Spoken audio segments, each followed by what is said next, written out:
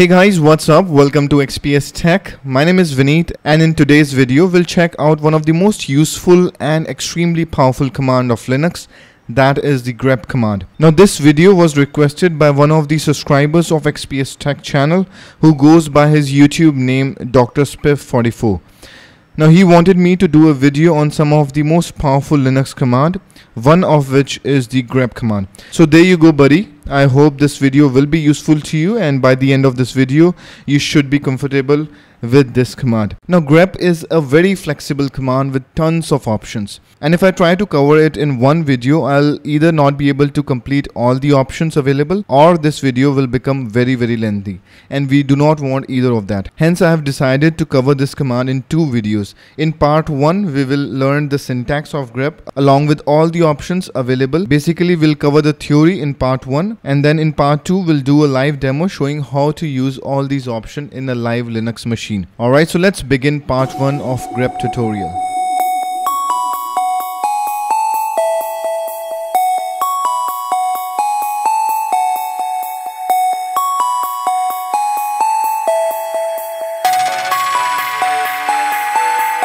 Now grep stands for Global Regular Expression Print. It was developed by Ken Thompson and was first introduced in Unix version 4 operating system released in 1974.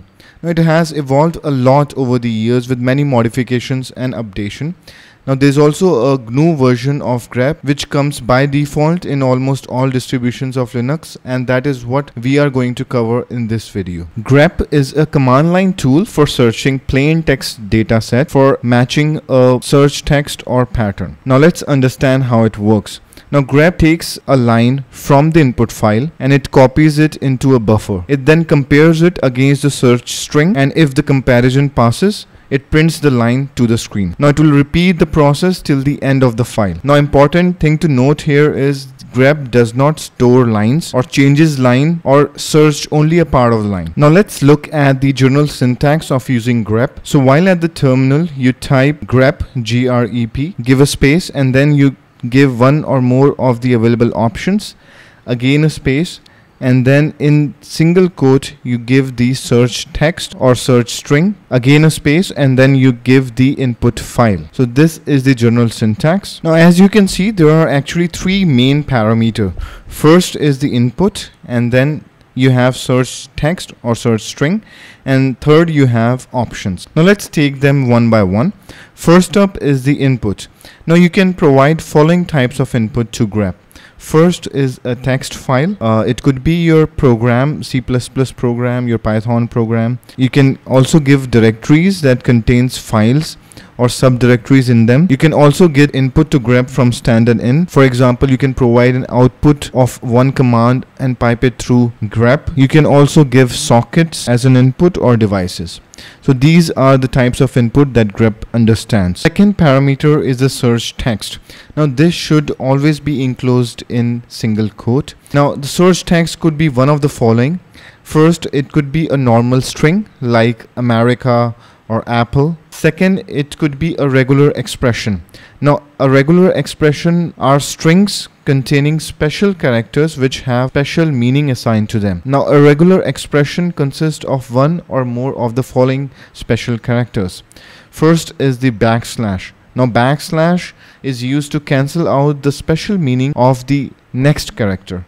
For example, if I use backslash and a dot, now it will not have the special meaning that a dot has in a grep command.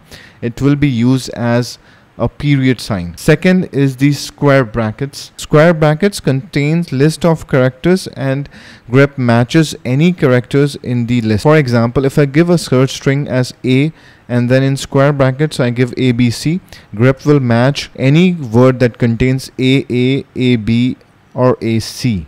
Alright, next is the square brackets beginning with a caret symbol or an up arrow symbol. Now here also you can give list of characters, but grep will match any character that is not in the list.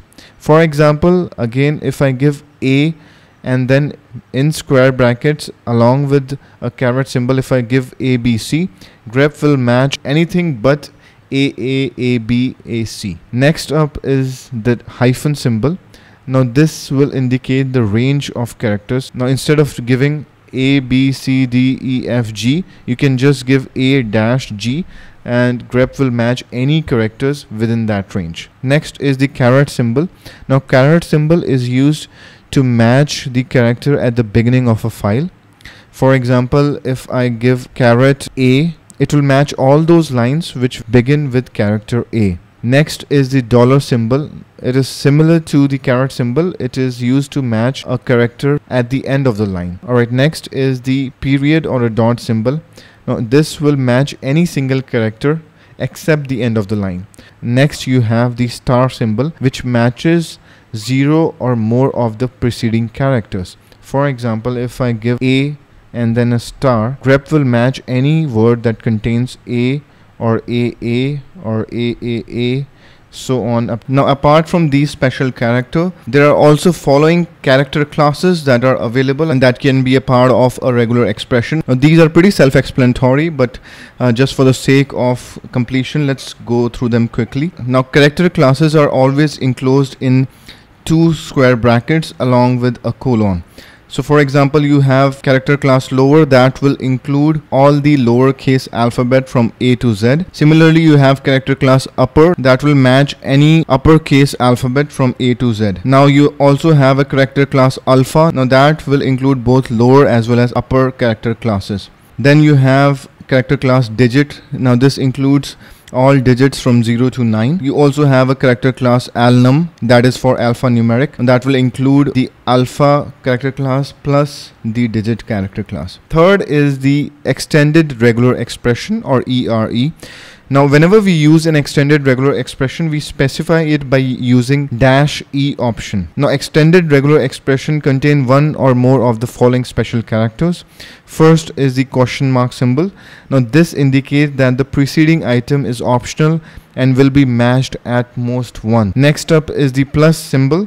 Now this indicates that the preceding item will be matched 1 or more times. Then you have curly braces with a number in it, say n. Now this will indicate that the preceding character will be matched at most n times. Next is the curly braces with a number n and a comma. That means that the preceding character will be matched n or more times. Then you have curly braces with a number followed by comma and then another number. That means that the preceding character will be matched at least n times but not more than m times. Next up is the curly braces with a comma and then a number, say m in it.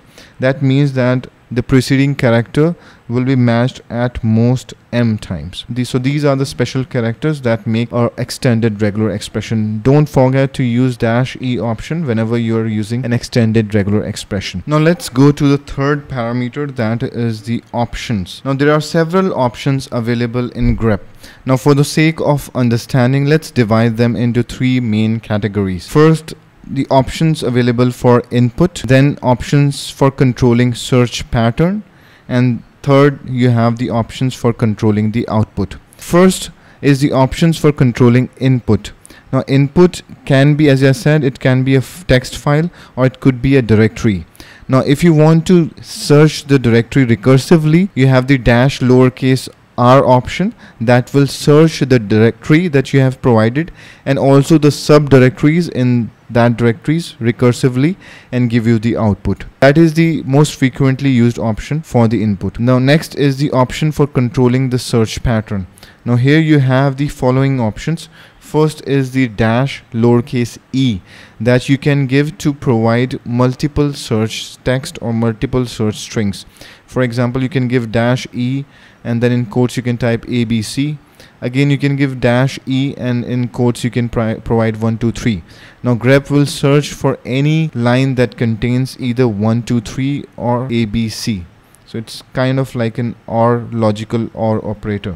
Next you have -G. Now this is by default. It tells grep that search text is a basic regular expression. Next is the -E option that is used for specifying extended regular expression. Now then you have dash capital F option. This is used when you want to use special characters as a normal search text.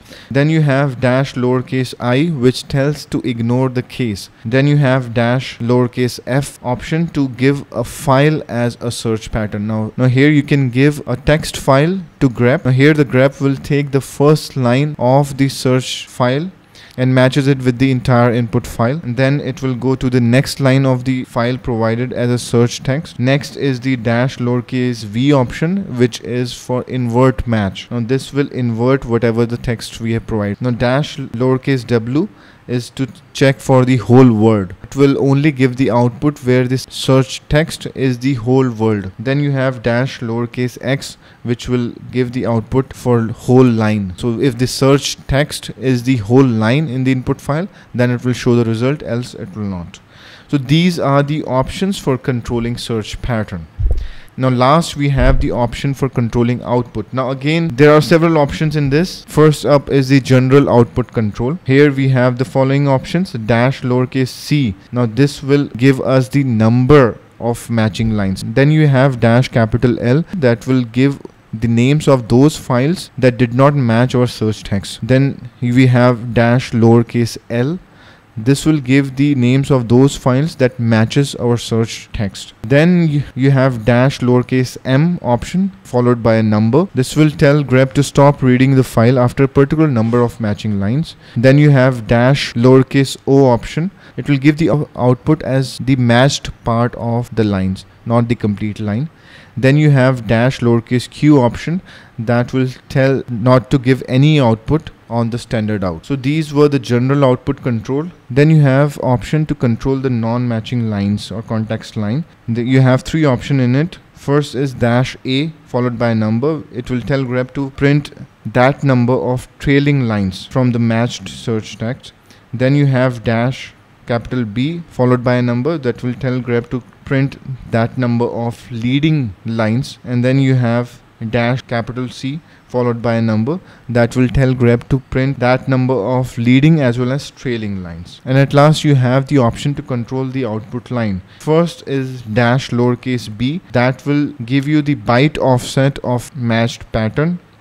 Then you have dash capital H, that will print the file name. In case there are multiple files, it will print the file name along with the output. And then you have dash lowercase h, that is used to make sure that the file name is not printed in the output.